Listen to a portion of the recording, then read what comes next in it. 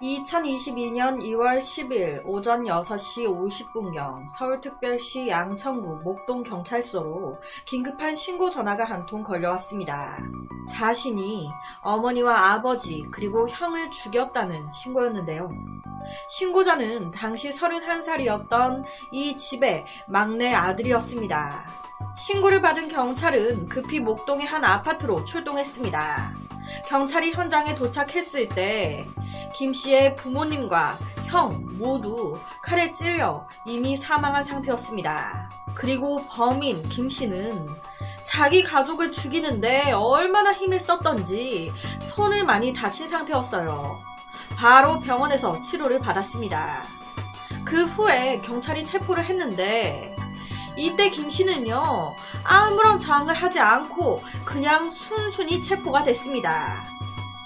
경찰 탐문 수사 결과 이웃 주민들 말로는 오전 5시쯤 시끄러운 비명소리와 우는 소리가 났다고. 그렇다면 이 김씨는 왜 자신의 어머니, 아버지, 형까지 모두 죽인 걸까요? 왜? 김씨는 가족이 그들이 나를 괴롭혔기 때문에 내가 살려면 그들을 죽일 수밖에 없었습니다. 가족들의 학대로 인해 내 인생이 망가졌습니다. 내 인생이 더 망가져 가는 걸 그대로 두고 볼 수 없었습니다. 라고 말을 했습니다. 내가 살려면 그들을 죽일 수밖에 없었다. 그들이 나를 괴롭혔다. 김씨 말로는 자기가 입양아라는 거예요. 입양아. 그래서 형과 늘 차별 대우를 받아왔다는 겁니다. 그러면서 여러가지 서러움 같은 게 쌓였겠죠. 이대로 살다가는 내가 너무 화가 나고 도저히 못 견디겠다. 차별에 쌓인 그런 여러가지 앙금이 쌓이고 하다가 터진 거라고. 자신의 범행을 정당화한 건데, 하지만 아무리 이렇게 얘기한다 한들 살인은 정당화가 될 수 없습니다. 끝까지 자신의 범죄를 반성하지 않고 횡설수설하는 김씨의 모습에 경찰은 프로파일러까지 투입시켰습니다. 김씨가 자기가 말하고 있는 이 이유 말고 또 뭔가 숨기는 게 있지 않을까? 혹시 거짓말을 하고 있는 건 아닐까? 이 김씨는 서러움이 폭발했다. 가족들이 내가 입양하라고 차별 대우를 해왔다. 그래서 열받아서 욱해서 죽였다 라는 듯이 진술했습니다. 하지만 조사 과정에서 이 범죄 우발적이 아닌 계획 범죄였다는 게 드러나게 됩니다. 우선 이 김씨가 사건 발생 3, 4일 전에 마트에서 범행 흉기를 구입한 게 확인된 거예요. 특히 범행을 저지를 때 집 안의 물건까지 흉기로 사용한 사실이 밝혀졌습니다. 그렇다면 가족을 전부 죽인 이 김씨는 어떤 사람이었던 걸까요? 이 김씨는요, 직업 없었고요.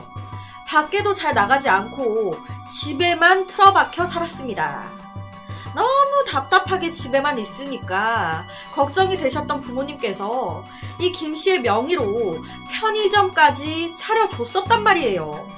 그러면 감사합니다 하고 열심히 했어야 했는데, 차려주면 뭐해, 나가지를 않는데.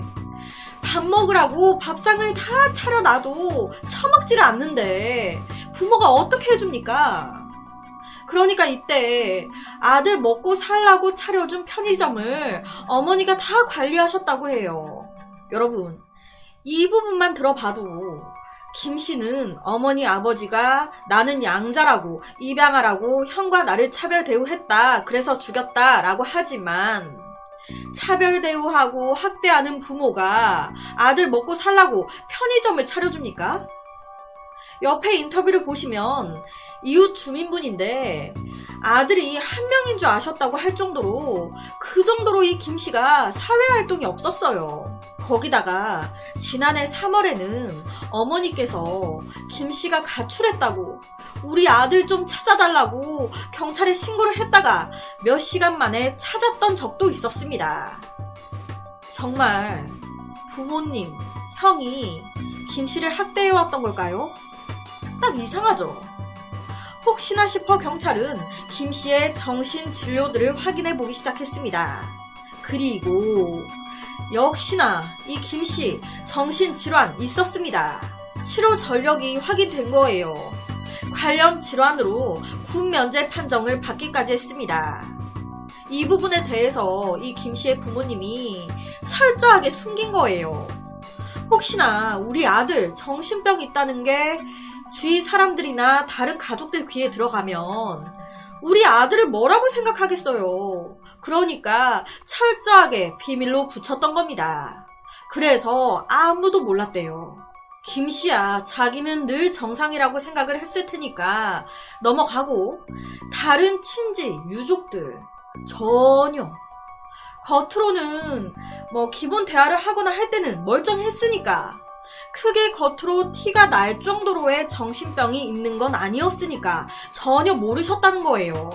여러분, 이 김씨가 자신의 어머니와 아버지, 친형을 죽인 이유는 자기가 양자라서 자기가 입양하라고 가족들이 나를 차별 대우하고 괴롭혀서 그래서 죽일 수밖에 없었다라고 얘기합니다.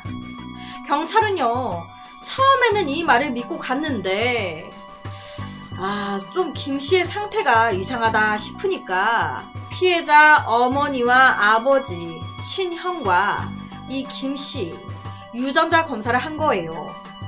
정말 자신의 생각대로 김씨 입양하였을까요? 역시나 아니었습니다. 친자식이 맞았어요. 여기서 무슨 정신병이 있는지 느낌이 오시죠?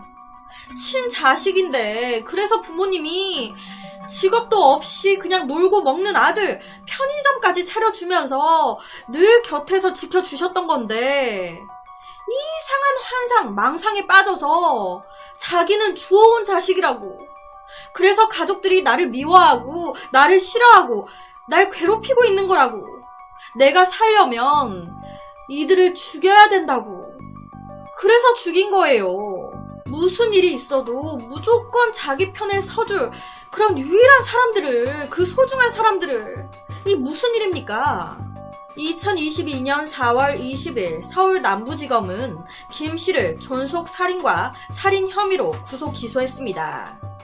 이 사건의 재판에서 쟁점이 된 게 계획 범행인가 아니면 심신미약인가 라는 겁니다. 자기가 한 행동이 무슨 행동인지 인식하고 있었는가? 살인을 의도한 것인가 아닌가? 그리고 2022년 5월 18일 이때 열린 재판에서 김씨는 자신의 모든 죄를 인정했습니다. 검찰은 이런 김씨에게 범행을 계획적으로 준비해 잠들어 있는 부모와 형을 무참히 살해하는 잔혹한 범행을 저질렀다. 범행 방법, 동기, 재범 우려를 감안했을 때 사회적으로 영원히 격리시켜야 한다 라며 사형을 구형했습니다. 하지만 반대로 변호인 측은 이 김씨는 지속적으로 학창시절 때부터 부모에게 학대를 받아왔습니다. 그게 결국 이 결과에 이르게 됐습니다. 정신감정유치 결과 조울증과 조현병 등으로 심신미약 상태에서 범행을 저질렀습니다. 이 점을 양형에 참작해 주십시오 라고 호소했습니다. 검찰이 딱 사형을 구형했다는 소리 듣고 이때 이 김씨가요. 저 사형인가요? 알겠습니다. 모든 범행 인정합니다. 라고 되게 덤덤하게 말을 했었다고 해요. 원래 이 사건이요. 검찰이 사형을 선고한 데 이어 2022년 8월 31일 이제 선고가 예정되어 있었어요. 그런데 이걸 재판부에서 미룹니다. 왜? 존속살인이라는 끔찍한 사건인 만큼 형이 중하다. 사건 당시 자신이 했던 행동의 의미를 인식하고 있었는지 재판부가 판단했을 때는 불분명해 심신미약 상태였는지 정확하게 확인이 필요하다. 심신미약 여부를 더 정확하게 검증해야겠다고. 그렇게 10월 초 심신미약 결과가 나온 상태에서 1심 재판이 이어졌습니다. 재판부는 김 씨는 이 사건 당시 심신미약 상태에 있었던 것은 맞는 것 같다. 온전한 정신 상태가 아니었기 때문에 그 결과에 대해 100% 책임을 묻기는 어렵다. 심신미약으로 인한 감경을 법적으로 해야 한다. 처벌의 측면도 있지만 피고인 개인을 위해서나 또 다른 수감자들을 위해서나 이 사건에서는 치료가 함께 이뤄질 수 있도록 하는 게 좋을 것 같다. 김 씨는 학대가 있었다고 주장하고 있지만 정말 학대가 있었는지 없었는지 정확하게 확인할 수가 없다. 학대가 만약에 있었다 한들 이런 범행은 전혀 정당화될 수 없다. 라며 징역 35년을 선고했습니다. 내내 무덤덤한 듯이 가만히 있었던 김 씨는요, 법원에 35년 판결을 딱 듣고 바로 항소했습니다. 너무 세다고 깎아달라고. 아직까지도 항소심은 진행 중인 것 같은데, 그래서 오늘은 너무 황당하면서도 무서우면서도 안타까운 양천구에서 벌어진 한 살인사건을 가지고 왔습니다.